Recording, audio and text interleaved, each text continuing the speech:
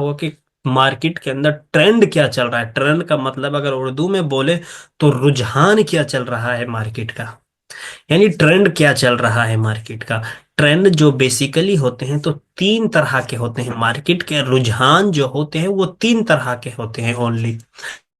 अब वो कौन कौन से होते हैं, एक तो होता है अप ट्रेंड, एक होता है डाउन ट्रेंड, और एक होता है साइडवेज। अप ट्रेंड किसे कहते हैं, एक होता है क्या, अप ट्रेंड, ठीक। एक अप ट्रेंड होता है, ये किस तरीके से होता है, ये इस तरीके से हायर, इस तरीके से चलता है, यानी अप ट्रेंड, यानी ऊपर की तरफ इसका रुझान है। अप साइड इसका क्या है, रुझान है। ट्रेंड, ट्रेंड की मीनिंग रुझान, ठीक है। तो एक हो गया अप ट्रेंड, ठीक है, एक होता है अप ट्रेंड, और दूसरा कौन सा होता है, दूसरा होता है डाउन ट्रेंड, ठीक। ये है अप ट्रेंड और एक होता है डाउन, ठीक, डाउन ट्रेंड। और ये किस तरीके से, ये ऊपर से इस तरह आता है नीचे की तरफ, समझ में आया। ये क्या है, डाउन ट्रेंड, ठीक।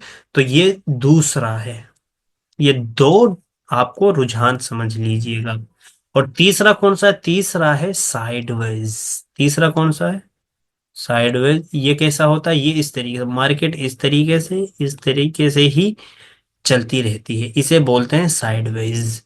यानी ये एक जोन के अंदर क्या है, ऊपर नीचे होता रहता है, सिर्फ ऊपर नीचे। तो ये तीन ट्रेंड होते हैं, इसके अलावा मार्केट के अंदर कोई चौथा ट्रेंड नहीं होता है। या तो अप ट्रेंड होगा, या डाउन ट्रेंड होगा, या साइडवेज होगा, ठीक।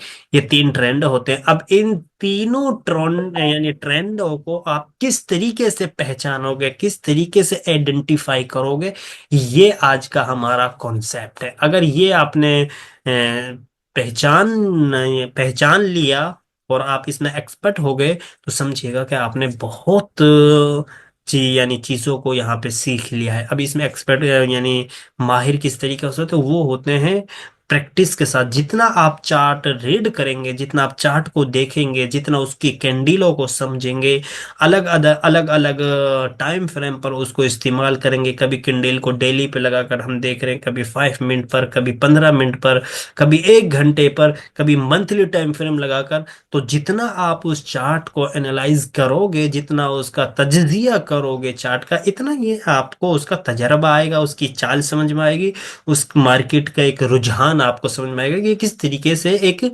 चाल चलता है। तो ये है तो तमाम काम प्रैक्टिस का, मैं आपको यहाँ पे समझाता हूँ कुछ पॉइंट्स, वो समझने की कोशिश कीजिएगा। अगर आप एक आपके जहन में एक सवाल आ रहा होगा कि सर ये जो ऊपर नीचे प्राइस होता है, ये होता क्यों है, वाह, ये रीजन क्या है प्राइस के ऊपर नीचे होने का, ठीक। देखिएगा, मार्केट के अंदर दो चीजें होती हैं, एक होती है डिमांड, क्या होती है, डिमांड, एक होती है सप्लाई, ठीक। ये दो चीजें होती हैं।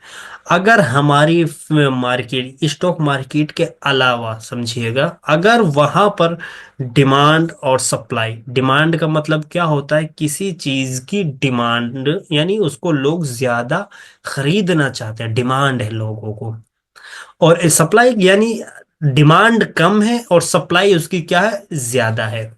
अभी आपने रिसेंटली कुछ टाइम पहले सुना होगा कि प्याज या फिर टमाटर का भाव बहुत हाईली चला गया था, यानी टमाटर जो था उसका रेट क्या है, बहुत हो गया। यानी 1 किलो अगर टमाटर आप बाय करते हैं यानी खरीदते हैं मंडी में जाकर, तो शायद 100 तक का भाव वहां पहुंच चुका था।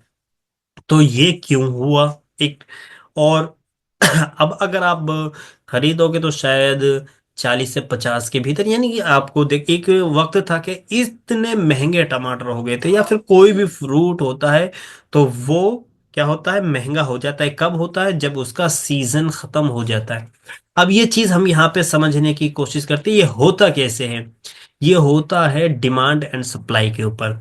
जब माल कम होता है, क्या होता है, जब माल कम होता है और लोग उसको खरीदने वाले ज्यादा होते हैं, तो फिर क्या होता है, प्राइस बढ़ जाता है, क्योंकि माल कम है, यानी सप्लाई जो है वो क्या है, कम है।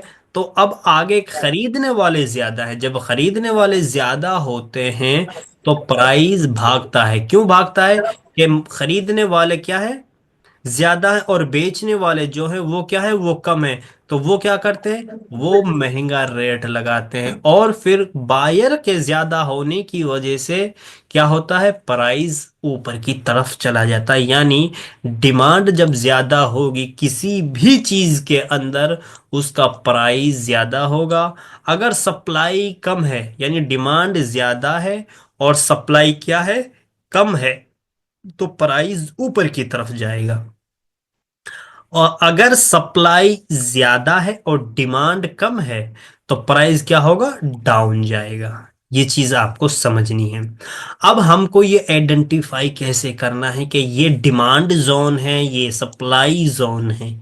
चार्ट पर हम ये कैसे पहचानेंगे कि ये डिमांड जोन है, ये सप्लाई जोन है? एक चीज